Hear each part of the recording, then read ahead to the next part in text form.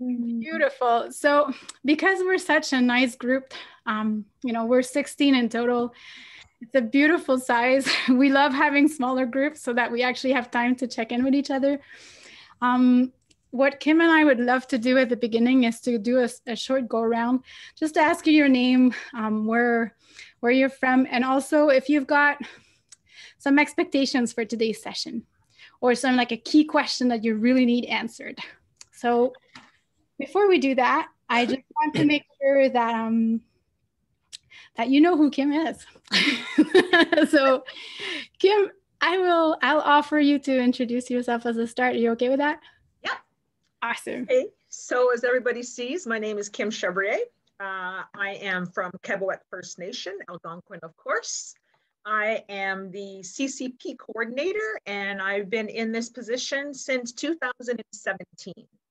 So I shall make that short. That's as short as it gets. Hi, Kim. Thank you for that. So my name is Catherine Béland. I am the planning coordinator for the First Nations of Quebec and Labrador Sustainable Development Institute. I've been in this position since 2016. And before that, I was doing climate change adaptation planning and then watershed planning and a bunch of other types of planning. So my life has been for planning way too long already, but I actually really like this. So it's such an honor to be with all of you today. This is a prep session for tomorrow's workshop that's going to start. So this wasn't like a mandatory session today. It's mostly geared towards people who are just starting the process or have started it already or even finished it, but would like to review it. So this is really the goal of today's session. Awesome. Lovely to have you all with us. So we're going to start speaking about CCP. Let us know if we're speaking too fast. Kim and I tend to get pretty excited when we talk about this stuff. So sometimes it's a bit, we're too motivated. Let us know. I'm going to be sharing my screen as well. So remember that if you use the view button, you can move stuff around and make sure you have the view you want. I'm going to start right away. With just one slide that's there to really remind us that, sorry, let me change something. It's there to really remind us that even though CCP, Comprehensive Community Planning, the way we're doing it right now is relatively new. It's something that is really rooted in your own ways of planning. And your own traditions. So our goal is not to say that this has never been around. Far from it. This has been around for a long time in different traditions.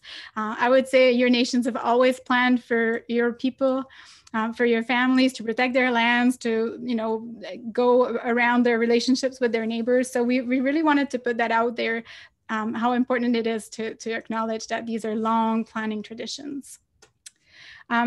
Just a quick heads up that our objectives, Kim and I's objectives today, are really to make sure that we explore the concept of community-led planning together, that we identify some key elements when you're starting the process, and also to share some teachings, learning, and resources. So we're really, what we're really doing today is having sort of a conversation in front of you, Kim and I. So we're really looking to bring together Kim's knowledge of how do you do community planning from her perspective to my perspective of being someone who supports community planning in a bunch of different First Nations, so that we have both of these things happening at the same time.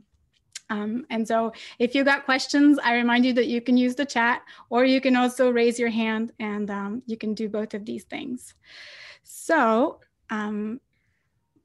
let me just get started with another idea that I needed to share. I apologize. I did this presentation in French this morning, and I have to switch gears in my head. So I am so sorry. It might look sometimes like I'm a little bit doubtful. It's only because of that. So one thing I wanted to mention is, and I don't remember who it was that in the opening circle talked about, I think it was Candace who said, we want to develop our own approach in our community.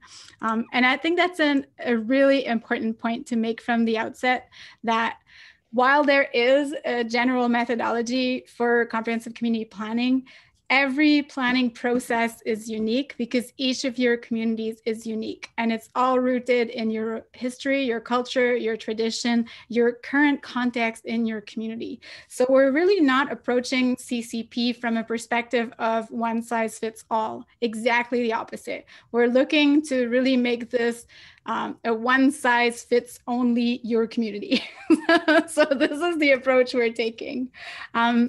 So I'm going to stop sharing right now and start with a question for Kim. So Kim, maybe before we start exploring the different aspects of the concept, you can give us like a really condensed version of your CCP journey for Quebec First Nation. So maybe when did you start, where you're at in the process, sort of what some of your next steps might be. So maybe walk us through this land, and then we'll use your example to like dive into different aspects.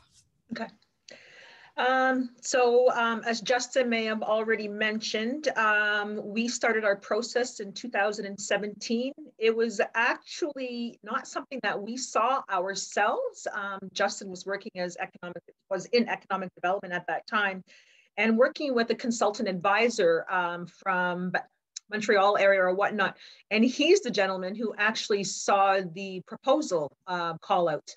And he brought it to Quebec's attention as he was working with ECDEB as well as land management. So he thought it was something that we would be really interested in. So Justin, being an ECDEB, thought, oh, well, this is something we can really, kind of get involved in. And I think it's probably going to be a good thing for us for our future and whatnot after looking at the proposal itself. So lo and behold, he wrote the proposal and we got accepted. So we were, as Justin mentioned, one of 7 communities who were involved in the start of this journey. He also mentioned that it was a lot bigger than he ever anticipated, and ECDEB is a really fast-growing department right now, and there was just a little bit too much on his plate at that time. So I was working already with Quebec First Nation in community service. So I really loved my job. I loved working with the community. I had a great relationship, and I thought, you know what, this posting came out, and I figured, I'm going to go for this just because it's going to allow me to kind of broaden what we're doing and be able to help the community expand and explore different ideas and where we want to be in the future. So that was 2017. We are now 2020. Technically, right now, we are still in the planning stage. So we're in the second portion of it. All our pre-planning has been completed. When it comes to the planning stage, we're probably close to being at the end of our planning stage, which was kind of nice. So we're at the point now we're kind of pulling all of our information, our data analysis, anything and everything that we've collected from the community through our questionnaires, whatever we may have done to collect all of this information. So we are in the process, like I said, of pulling it all together, making sure that we've covered all our bases. We have all the information required to actually put together a good living working document. So basically that's where we're at. And I'll go a little bit more into detail as we go through the presentation, and you can hear a little bit more of how we did what we did. So I just want to say thank you to everyone for being here today, and I'm looking forward to sharing our experience so far. And yeah, and it's really nice to see so many people interested also. And as Justin also mentioned, it's going to be a great day when we see all First Nations within Quebec as well as across the nation having access to not just resources, but the capacity to be able to do their own comprehensive community plan. Miigwech, Kim.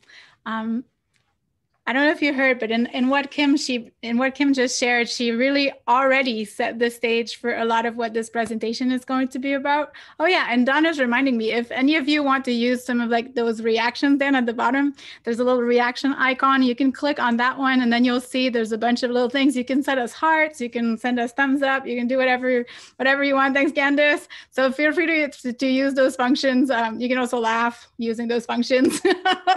So feel free. But yeah, sorry. So in what Kim just said, there's a few important pieces that we're going to be coming back to afterwards.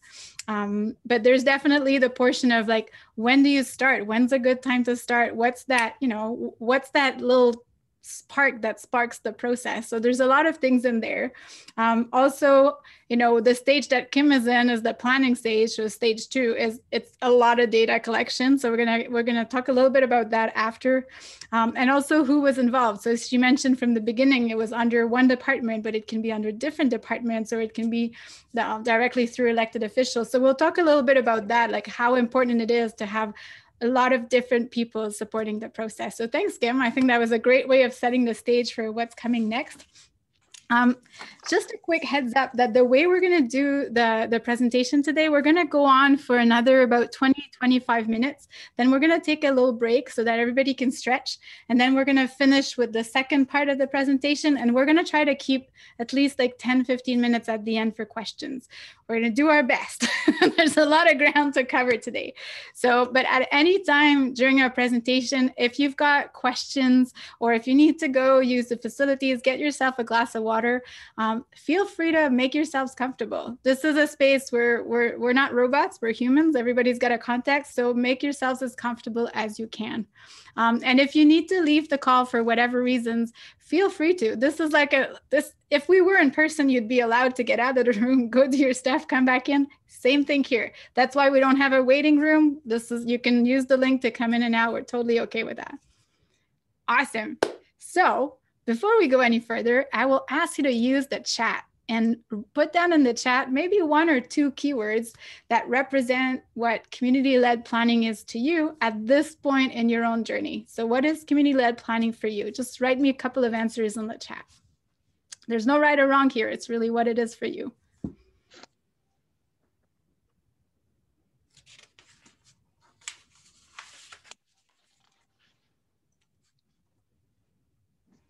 Overwhelming right now. That's an awesome answer.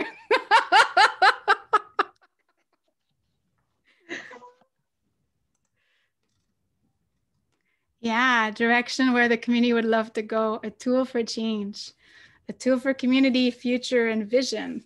Awesome, awesome words.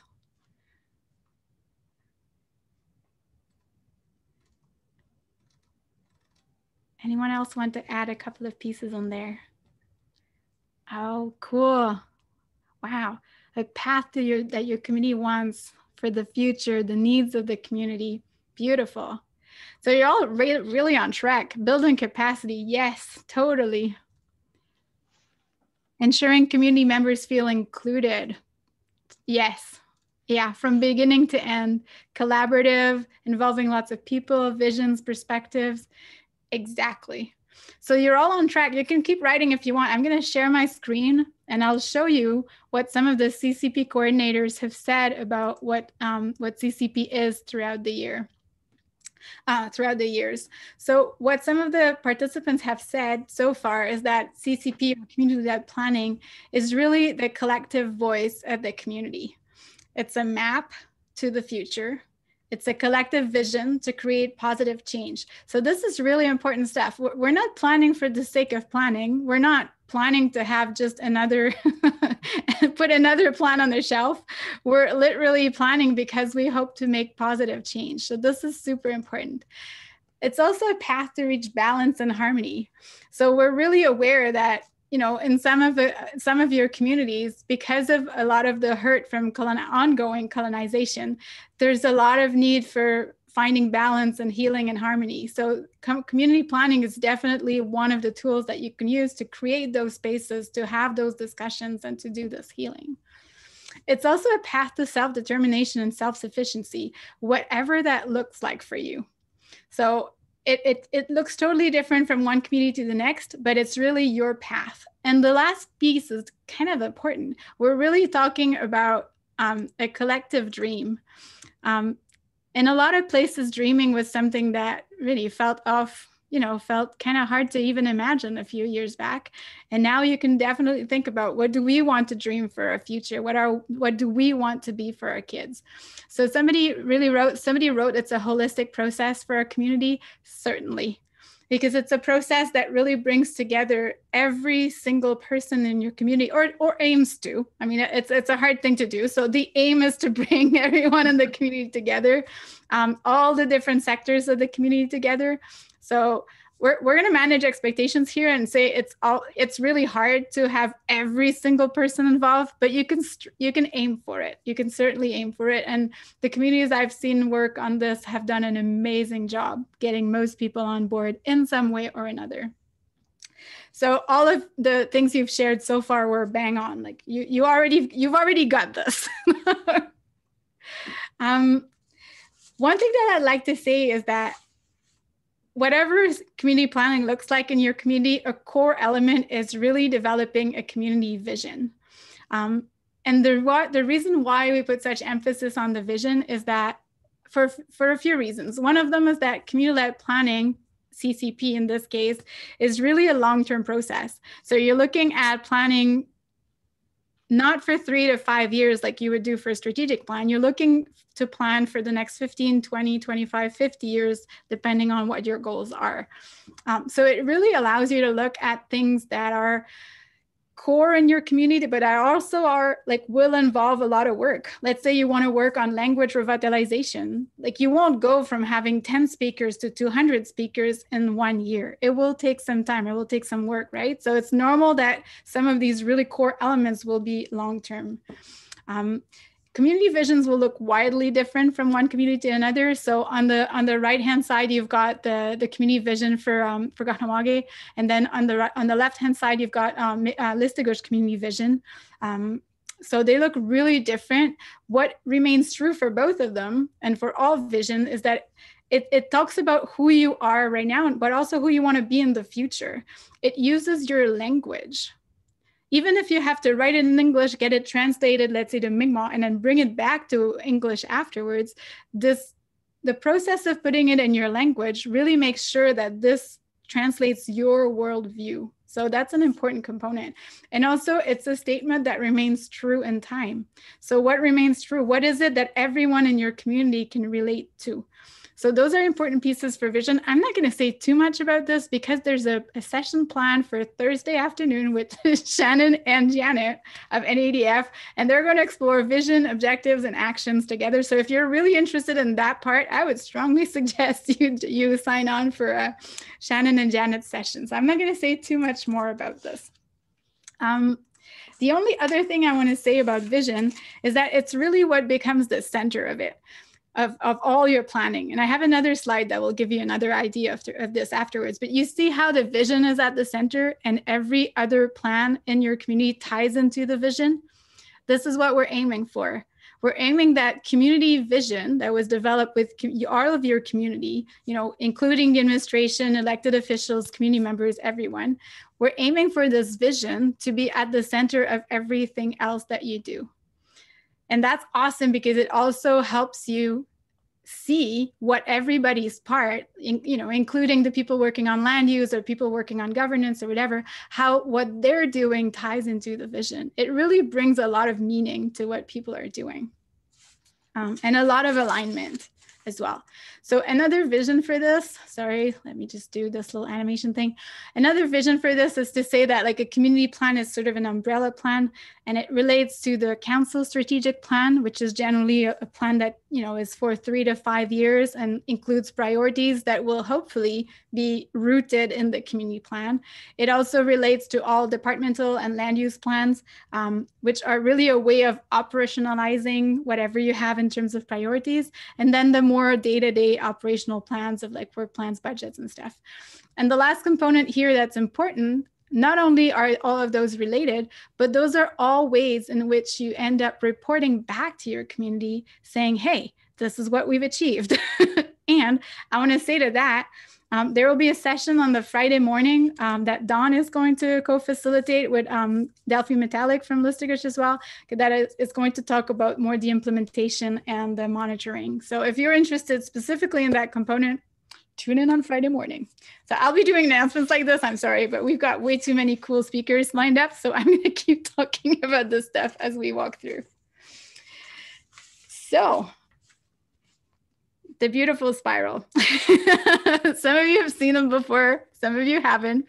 I hope this is not making you dizzy too much, but planning is a cycle. And Dawn can laugh at me because she knows that it's not a straightforward cycle.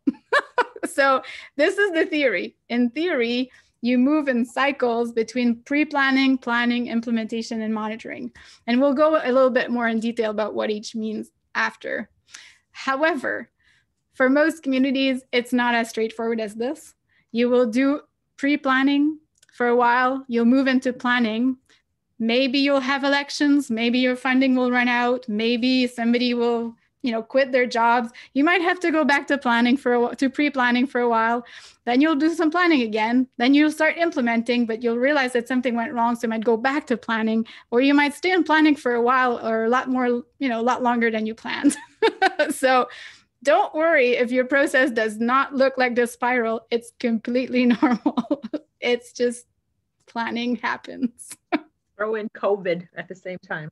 Oh, COVID. Yeah, we might have to talk about COVID a few times. So I want to jump into, I'm sorry, COVID is not funny, but we kind of have to laugh about it at some point. I want to talk about pre-planning a little bit. Not too much at this point, because we'll really, the second part of our presentation is mostly about this stage, because that's where a lot of you are at this point. Pre-planning is the first stage. It's really the stage where you're literally setting yourself up for success. This is where you're bringing together all you're going to need to make sure that your planning stage, the second stage, is successful. So in pre-planning, you're really working on gathering the resources you need. So I'm talking about, people, but I'm also talking about funding. I'm talking about material resources. It's the stage where you're really gathering support from people in your community to support the planning process. So you're really working on those relationships and those potential collaborations.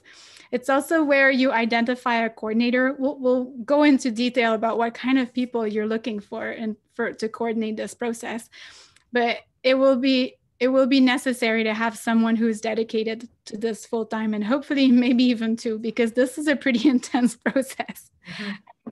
You might also want to, at this stage, create a planning team or planning teams. We'll talk about this more later. There's different ways of doing this, but you will need a team to support your coordinator and support the process. And then that's also the stage where you're really looking at, you're giving yourself a broad view of what your process is going to look like. So you're going to develop a work plan, a budget, and a community engagement plan. And we'll talk about all those later. So this pre-planning stage, depending on what's going on in your community, might take anywhere between 6 months and a year to complete. And often this stage can be done, at least at the beginning, without any funding. You just need to have people who have time to dedicate to this. So you can start even if you don't have money. That's my clear message for this stage. The second stage, and this is where Kim's at, is really, so I'm going to ask her to tell you a little bit more what this looks like from her perspective after this. But just to quickly go through this, planning is really the stage where you're going to do most of your community engagement, because you're collecting a lot of data. You're collecting data, you're analyzing data, you're going back to community to get this data validated, you're doing research, you're doing a lot of reflective work together. Planning is really the core of what you're doing. And this graph here of like where you've been and all those 4 questions, this comes from a toolkit that was developed by Anishinaabe Development Fund, and they structure the planning process around those 4 key questions. So that's one of the 2 guides that we would definitely recommend. It's their toolkit. It's on, I'll give you the website after. But though, like, your whole planning is geared towards answering those 4 questions: where you've been, where you're now, where do you want to go in the future, and importantly, how will you get there? And so to do this, you'll be looking at your history, root causes for what you're looking at today. You'll be doing more of a portrait and assessment. So what's your context like today? You'll be looking at vision, objectives, and actions. And the how you will get there piece, you'll be looking at the implementation strategy. So how are we going to actually, put this show on the road? Monitoring plan is important. How are we going to make sure that we know if we've gotten there? And then also include a little piece around the review and update procedure for your plan, so that once the full cycle is completed, how you're going to be reviewing this to make sure you've got another version coming up. So Kim, what does planning look like from your perspective? Well, okay, I'm going to start a little bit, I think, about, first of all, how long we've been in this cycle. You're kind of going back and forth within this cycle, depending on what resources you have accessible to you in terms of your planning team, having access to other staff members, kind of working along with what their schedules are like. So a lot of the planning process for us is making sure that we were informing everybody, letting everybody know exactly what was going on with CCP. So in that planning initial stages, just getting that word out there to let your community, as well as your staff and your departments, services, all your infrastructure within your community, making sure that they know what your CCP plan is all about. So when you're planning that part, it takes a little bit of time, and sometimes you need to continue doing that process throughout the whole planning process, because there's always going to be those individuals say, well, I didn't know about that. So you always, you're always putting that not same information, but that consistent information out there and letting them know what the CCP is. So that's part of that. Collecting information, gathering all that existing knowledge that's out there already. So when we talk about the history of your First Nation, a lot of us don't know the history of our First Nation and how we became who we are and why we are where we are today.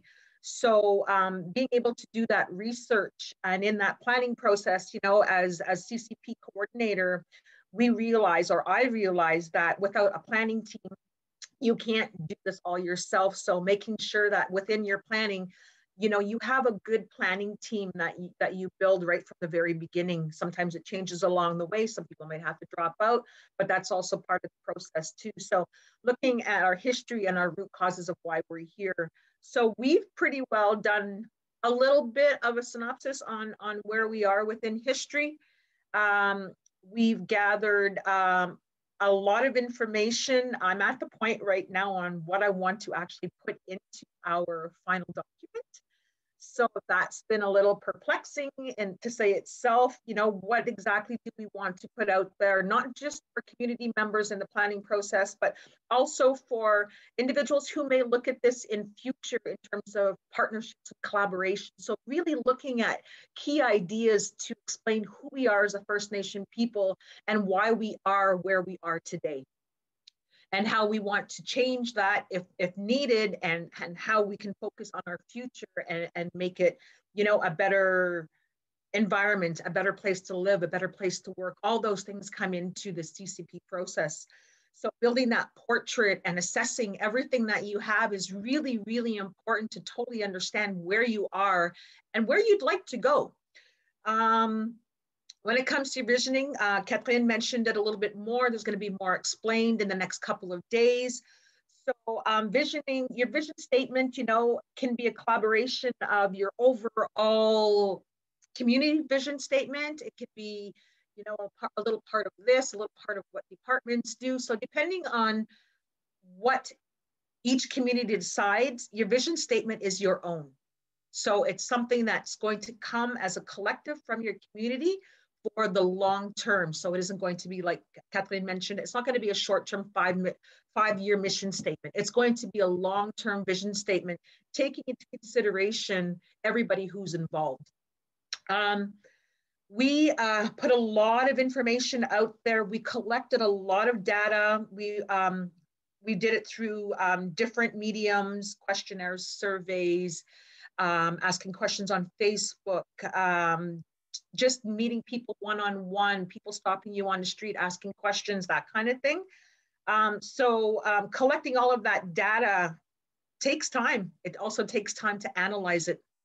and making sure that you validate with your community also. Once you've collected it, you got to bring it back to them and say, you know, is this what you've said? You know, and having that validation allows you to move forward, I think, in a very autonomous way where everybody is on the same page. So people aren't going to say, well, we never heard that before. It's like, well, you know what? Oh, and here's another key thing. Keep everything that you collect.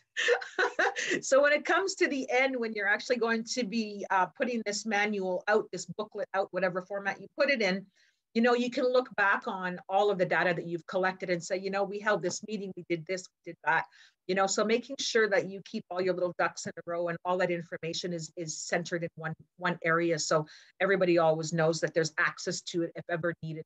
You know, and some of these documents and data that we've collected, we've actually already been able to share. So, you know, we've shared with a consultant group already. We're sharing it for teachings. We're sharing it for workshops, that kind of thing. So keeping your data is really important. As mentioned, like I said, our objectives and our actions, that's where we're finalizing right now. So we're hoping to be finished that within the next 2 weeks.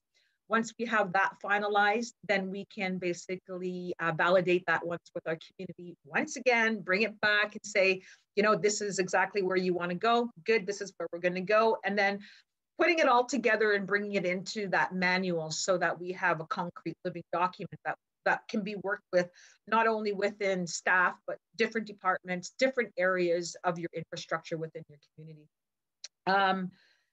So basically that's about it. Oh, one thing I want to mention too, when you're talking about your planning and looking at your objectives and your actions, each community is going to be different. Some people may focus on 3 areas. Some people may focus on 6 areas. For Quebec First Nation, we've decided to focus on all 12 areas. We may not be able to hit all of our priorities at the same time, but we're having it structured so that we can eventually tick off, you know, what was our top priority, what was our second top, our third top, that way, and then make it and work through the process that way, making sure that we're still reaching our goals, but we're doing it in a way that it's going to be beneficial in the long run and not going to be a rush process. So that's technically where we are in planning with our community. Thanks, Kim. There's so many important points in what you said. I'm just gonna follow up with the timing piece. So the planning stage takes anywhere between, I would say, a year and even 3 years, depending on what's going on in your community. So it's really important to respect your community's rhythm. There might be other things happening that need to be, you know, dealt with. There might be other priorities. COVID happens. Like there's a rhythm there that needs to be respected. And this is not a process that's meant to be rushed. It's a process that's really meant to be inclusive. And from what I've learned, a lot of the positive change actually comes from walking through the process together. So the document at the end is important, whatever it looks like. It might be a paper document, it might be a video, it might be a series of posters. It doesn't really matter. It's up to you what the actual finished plan looks like. But the journey towards getting to the plan is where a lot of the changes happen. It's where a lot of the conversations are being had, a lot of the healing is being done, a lot of the capacity building, as somebody mentioned, it happens is during the planning process. So no need to rush that. Roy, I see your question. I'm just gonna go and ask him. Did you want to add something, or are you okay with that one? You want me? Yeah, you didn't have anything you added. I wasn't sure if you were done or not. No, I'm pretty well done. In a nutshell, I think we've only got so much time, so we could talk about planning, like you mentioned, forever and ever, and each little step and every little detail that we went through. But yeah, it's one of the for us, it's been one of the longest parts. Totally. Thank you, Kim. That's a great statement. Roy, did you have a question for us? No, I just want to share a little bit, Catherine, if you can allow me for. I will say, Roy, I will have to be a little bit tighter on time than I am normally. We still have a lot of ground to cover. So I will say at this point, I would love if you had a question. If it's to share your experience, we'll keep it for the end. And if we have some extra time, we'll put it there. Is that okay with you? Because we still have a lot of materials to cover, and I want to make sure people. I don't know. I don't know if I'll be here tomorrow. No, at the end of this session, not tomorrow. At the end of this session today. Okay, I have a schedule too, but okay, I'll wait for your instructions, whatever. Awesome. Thank you so much for your understanding. I just want to make sure we covered what we said to people we were going to do. Thank you so much. So after the planning stage, there is the implementation stage. This stage is actually where a lot of the action happens. However, I want to mention that you don't have to wait to get to implementation for the action to happen. So like Kim said, if you've got some projects that are already on the table that everybody agrees upon, there's no reason to wait till the end to start implementing it. If you start implementing before, what it does is it provides a lot of credibility to your process. It shows to people that what gets planned gets done. And it also helps people really be engaged in this. And there's also things that, they're really important. They shouldn't be waiting if everybody agrees with them. So in Kim's community, I've done a lot of work around culture, putting out amazing language books. Also, you have now a new cultural coordinator, if I'm not mistaken.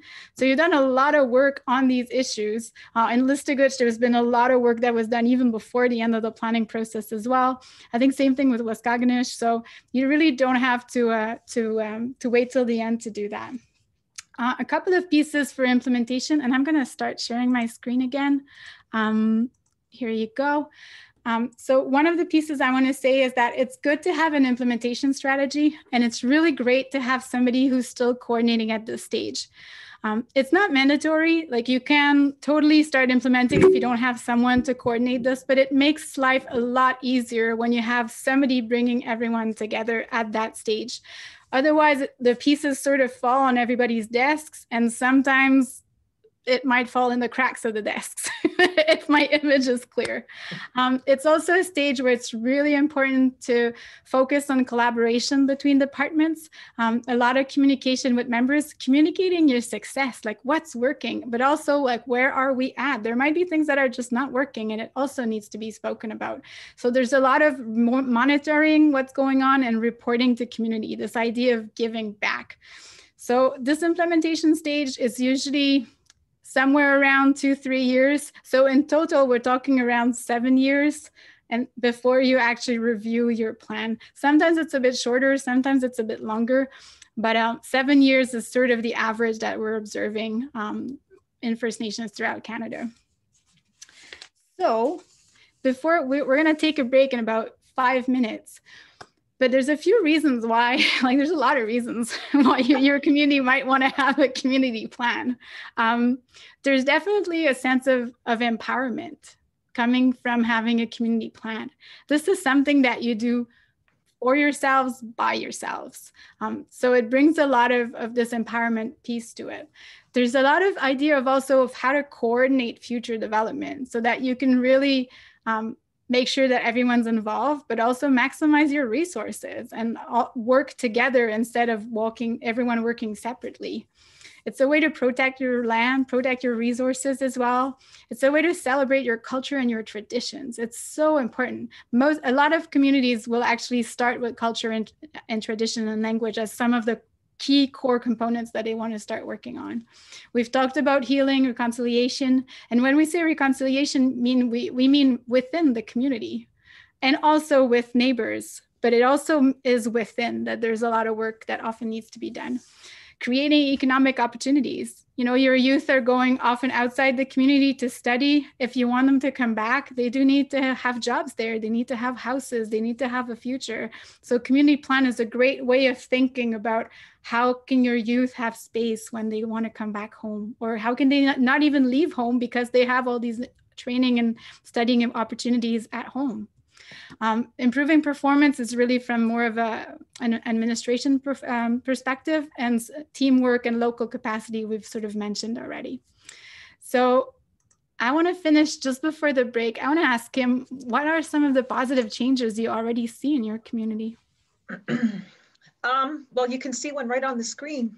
The big powwow. That was our first set of storybooks, and it was done through collaboration of our Mikina group, which is a group of survivors of residential school systems. So we thought it was really important, and they thought it was really important, that we need to revitalize our language. So with CCP, we were able to help along with that process. Justin was really, really involved in that key project, and it's still ongoing. I'm pretty sure, maybe Justin can verify with a hands up or something, that I think we're going to be entering phase 4. Yeah. So we'll be starting our 4th phase of books. 2nd and 3rd are complete. With COVID, we haven't been able to really celebrate as we did the first time. So yeah, so there's some real positive change there. Positive change also in language and culture revitalization, as mentioned by Justin too, is we do have a new cultural worker with COVID, so things have been kind of like staggered a little bit. So it'll be nice to see when she comes into office and be able to kind of work alongside her and let her know what the community wants to see in the future. We've seen a lot of capacity building, not just within staff, but our planning teams. So it's really nice to know that we're able to empower individuals within the community to aspire to do things for themselves as well as their community. So learning more, attending training workshops. So that capacity building is really, really strong within the community, as well as staff members, you know, that change of, you know, we all see lateral violence. We call it lateral violence. So kind of try and flip that to saying we see a lot more lateral kindness within the community. Let me see what else. I think we have a better sense of identity of who we are. People are able to voice who they are, how they see their community, how they would like to see things change within the future, you know, what's going to be realistically beneficial to us in the future. So having that voice is really key in building that relationship and making that relationship stronger within your community. Making sure, let me see what's changed. I think that communication process is a lot more open. We're able to share how we feel, share how we see things, that kind of thing. So that sharing is more open. There seems to be it's like a consistent momentum of people wanting to be involved in CCP. I just spoke with one of our planning team members this morning, and he said one of our elders stopped him on the street this morning and said, "So where are we with CCP?" You know, so I need to put another blurb out there to tell them exactly where we're going in the next couple of weeks, next couple of months. So yeah, so there's a lot of changes. If anything, it's been for the positive. Just that sharing and that trust and that relationship building. And I think part of that is, you know, that's going to help that healing process and allow our communities to become strong, self-sufficient, you know, sustainable communities. And we are the change makers of our own future, right? So I think CCP has done a lot for us. Well, it's certainly due to the amazing work of a lot of amazing people. So thank you, Kim, for these words. You've highlighted a lot of positive changes, a lot around pride and a lot around relationship, around communications, and around healing as well. A lot around culture and action being taken that really follows the vision of the community. So great work. Great work to all of you who are doing this in your communities already. Kim is doing this with us today, but we know that you're all doing some amazing work in your communities too. We want to offer that we take a break until 2:20. What I would suggest is really that you take your time to stretch, get something to drink, move, get up your chair. We'll start again at 2:20. In the meantime, you can turn off your mic and your camera. Just keep your link open, but just take a break. Kim and I will also turn off our mics and camera. So you're really off until 2:20. See you then. So I see people that are starting to trickle back in, although some of you might be there and just with your cameras off. So we're gonna wait a couple of seconds. If you're back, just turn on your camera so that I know you're back just for a quick second, and then we'll be able to start. And feel free. Hi, Vivian. You can turn it back off if you want. No worries. Same thing with you. Hi, Candice. Hi, Ben. Hi. Awesome. Perfect. I can see Paige. Laura's there. Ashley, I think you were on. I think you still have camera issues, so I'm not too worried about you. All right. I think we're gonna get started again, just so that we have time. Let me just give you a quick heads up of what's gonna happen. We're still planning to finish at 3 p.m. Wendake Eastern time. So the second part is really about some of the key ingredients, and we've mentioned a few of them already, right? We've talked a little bit about the role of leadership, administration, membership support. So we'll get a little bit into more detail for some of this, and then we'll keep a good 10-15 minutes at the end for some questions as well. I want to say that earlier I put in the chat a few links to some of the places where you can find a lot of resources around CCP. So I've put the Institute website out there, the CCP section. You'll find toolkits, you'll find videos, you'll find a lot of other elements and links to some of our sister organizations or the CCP process in other regions as well. There was the link for the CCP Ontario resources, which you have to sign up for, that Shannon and Janet are responsible for. And there's also the link to the comprehensivecommunityplanning.org website, which is the website for CCP related resources by our colleagues out in BC. So you got a lot of resources out there, and you're lucky because most of the resources are still in English today. So you all have access to them. So feel free to go out there. So for the second part of the meeting today, we are looking at some of the key ingredients when you're getting started. So some of those key ingredients, one of them is leadership support. I'm gonna ask a question to Kim afterwards of how important it is for her to have support from leadership to CCP and Quebec First Nation. But before I do that, I want to just say something that it's not essential to have leadership support to start CCP. CCP can start from community members who are interested in this. It can start from a director or somebody in administration who thinks it's important. However, at some point, leadership support is important because they have a lot of power over if actions are going to get implemented or not. So even if you can start without leadership support, at some point, it will become important to have leadership informed and hopefully supporting the process. But don't let that stop your community if you're interested in doing CCP. So I hope I'm making that pretty clear. Kim, how important is it for you to have leadership support in your community, in your process?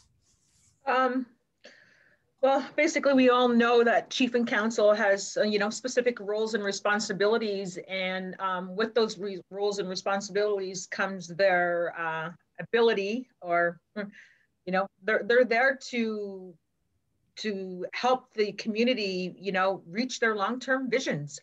So having their support behind CCP is crucial when it comes to working with staff, when working with our community members, and knowing that leadership, is standing behind our CCP is going to be fundamental when it comes to actually implementation. So, as Kevin mentioned, it's not necessary for them to be at the top of it, or, but to know somewhere, that they believe in the CCP process and what it can do for your community. So, they're there to represent their community. They're there to listen to the community. So, if your community wants a CCP and wants to develop for, most strategic plans are for 3 years, 5 years, so this vision is for 20 years, so it enables us to develop and figure out where we want to go based on where we are today. So having that support, I think, is critical in being able to move forward once your plan, has been developed in whatever form or fashion you do it in. Yeah. Thanks, Kim. So the way that leadership supports a community planning process can look very different from one community to the other. You know, it can be through messages to members. It can also be like doing regular follow-ups with the planning team. It can also be, you know, in some communities, and when they have their planning team set up, sometimes there's actually an elected official who will sit on the planning team. There can be also some integration being done between the council's strategic plan and the CCP. So there's definitely a lot of ways that leadership can support. What I hear often from coordinators and in other communities is the importance for not only leadership, but also for directors and managers to participate in events, but in a really like in listening mode. So they're not there to like pass their messages, or they're not there to like impose their ideas. They're really there to listen. So because they already have such a dominant voice in the community because of their roles in leadership and the administration, in those community engagement settings, it's important for them to listen quite a bit.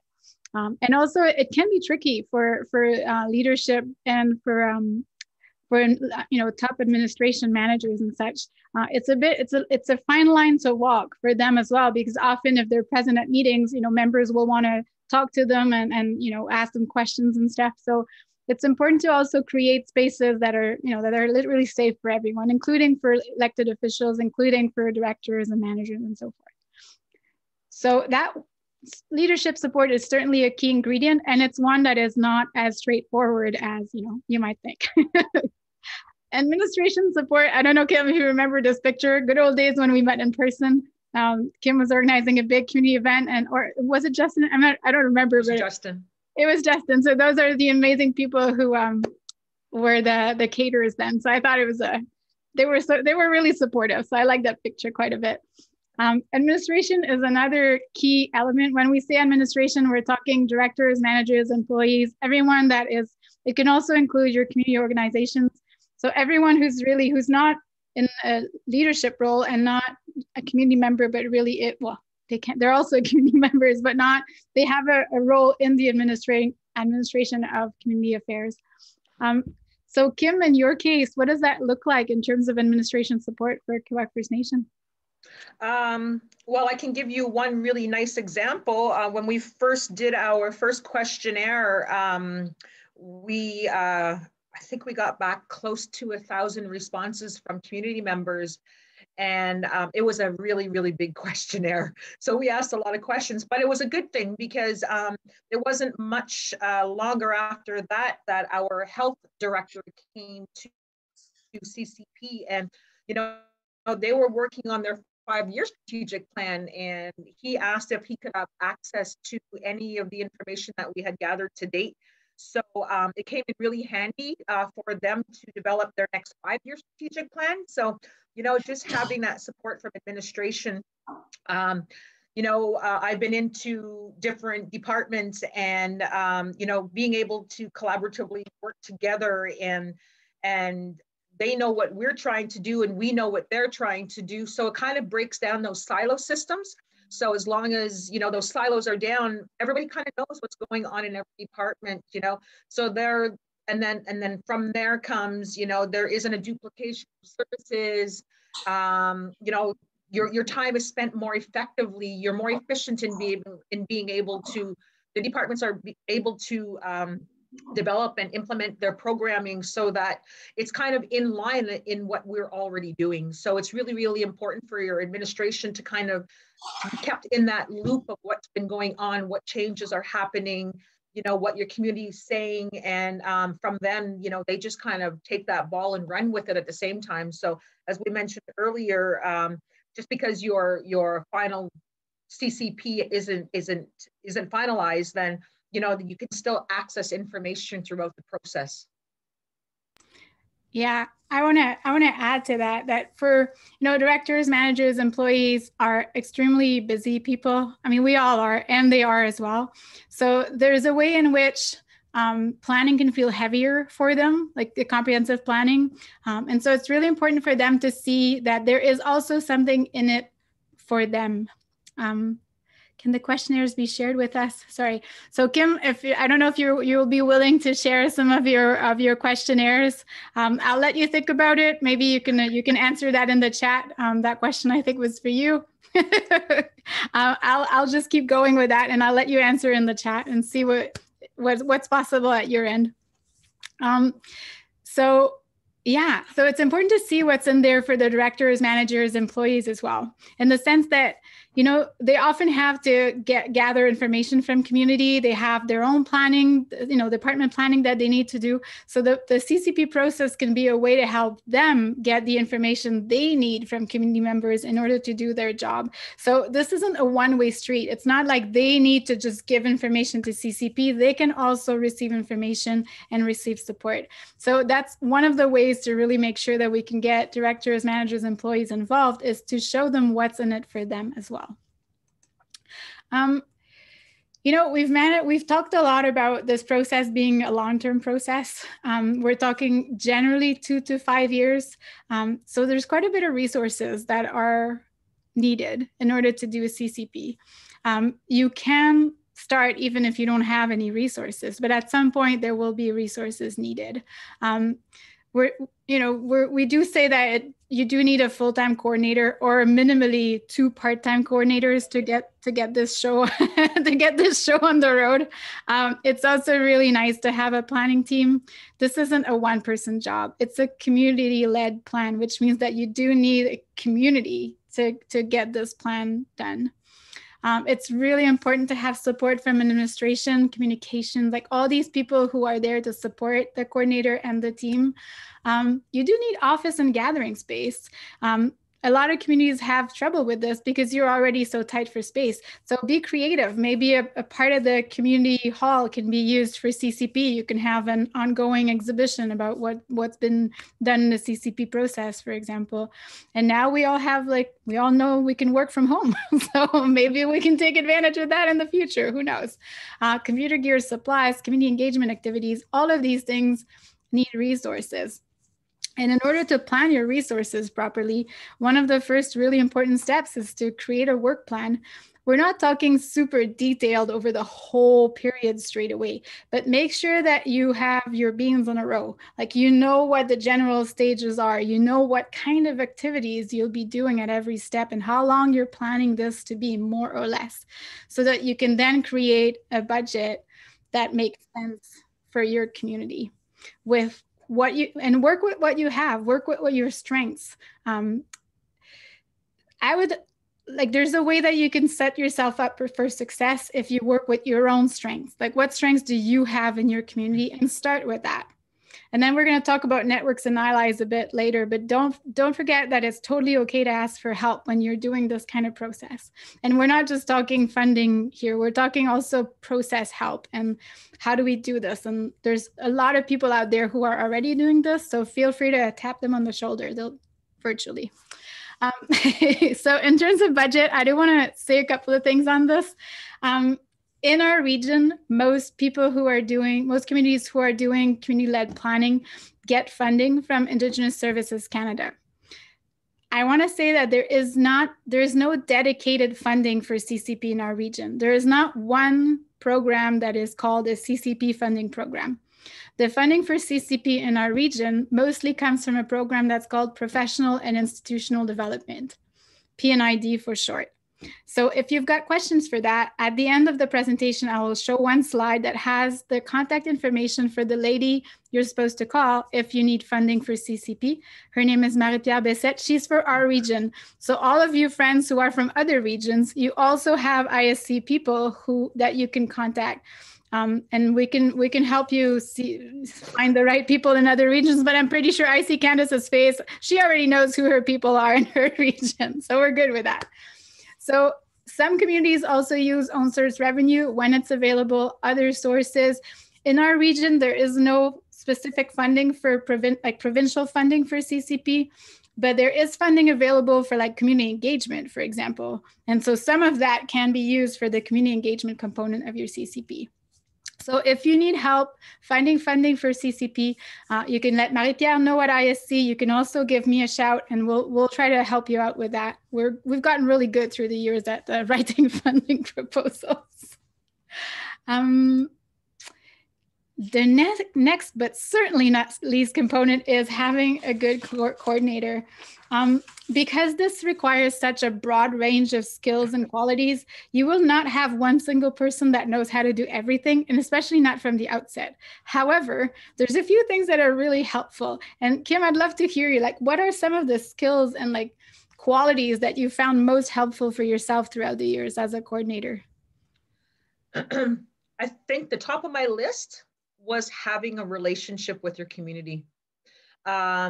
You know, you need to be that person who is open and transparent, somebody who is there for the long haul, knowing that, you know, you believe in that journey itself, and having that ability to engage people, to have open communication, so that trust, relationship, open communication, being able to collaborate, strong skills in planning, dedication, you know, you have that perseverance to keep going, even though sometimes it gets really tough.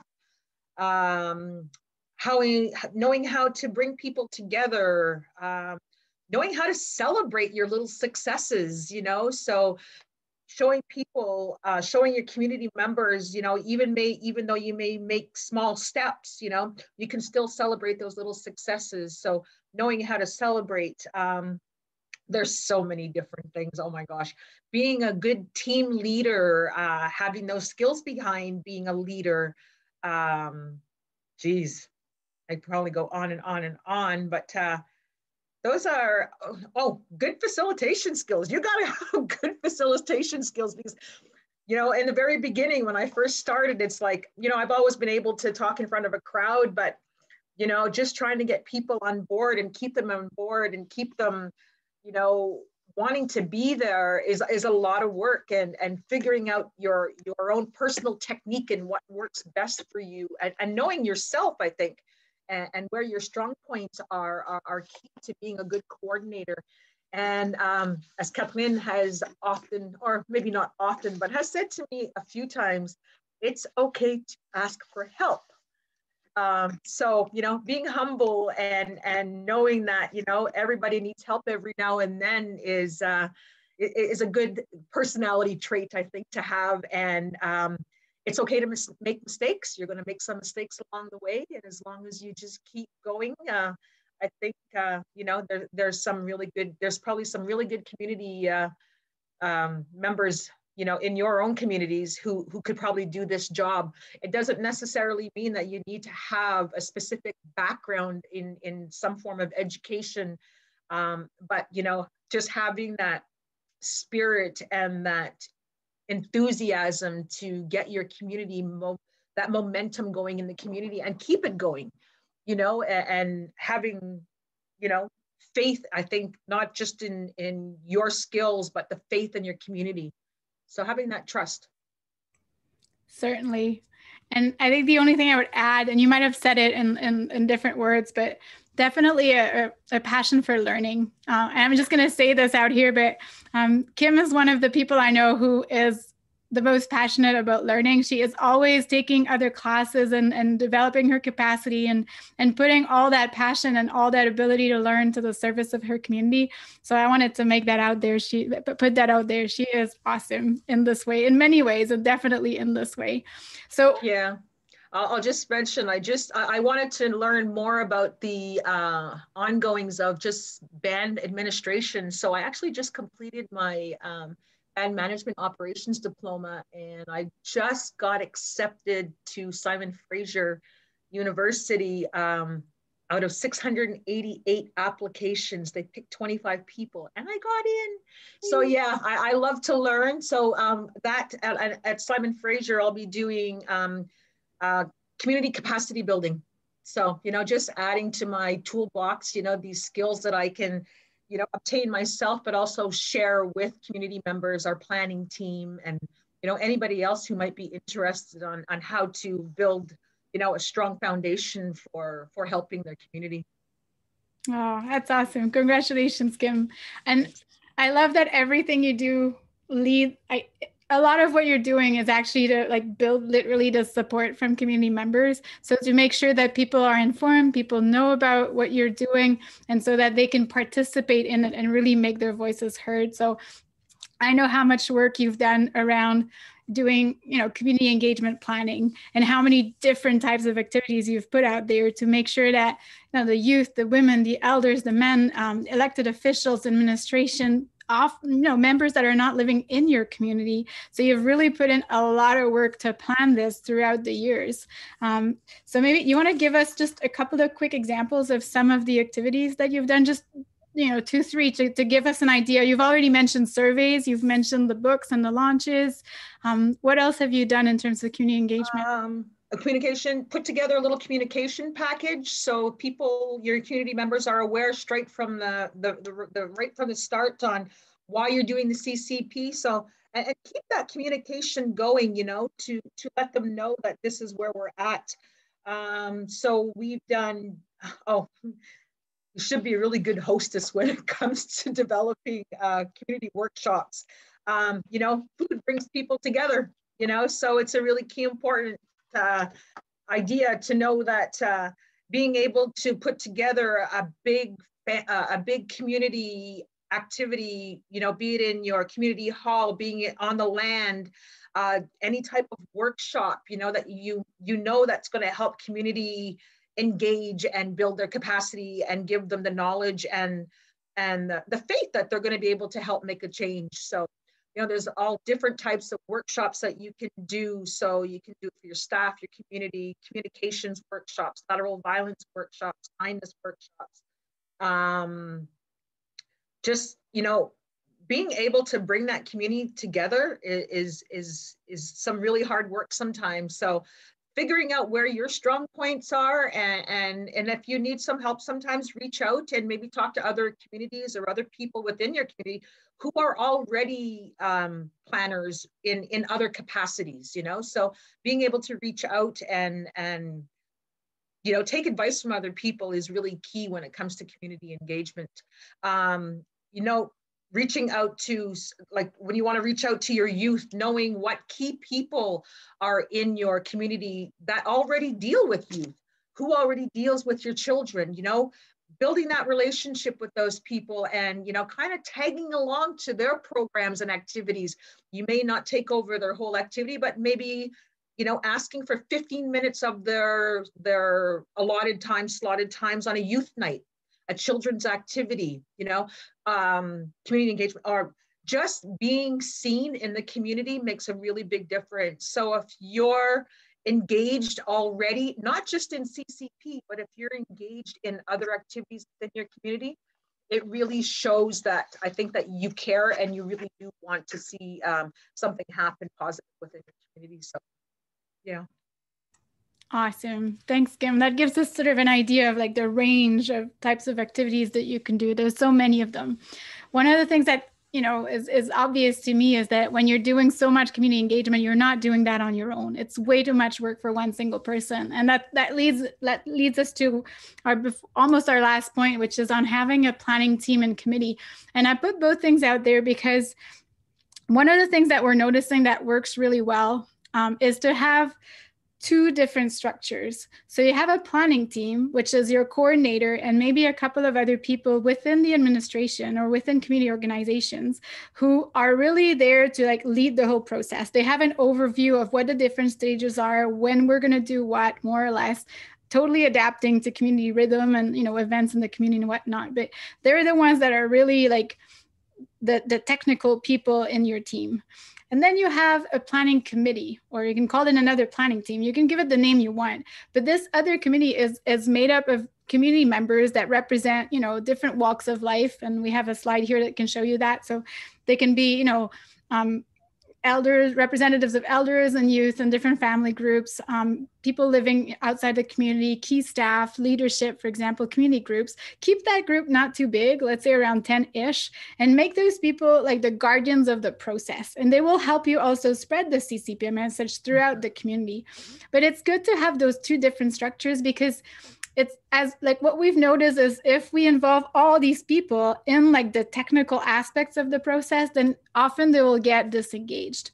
And there can be some overlap. Like you can have people that are both on your team and your committee, like your coordinator will be everywhere. That's obvious.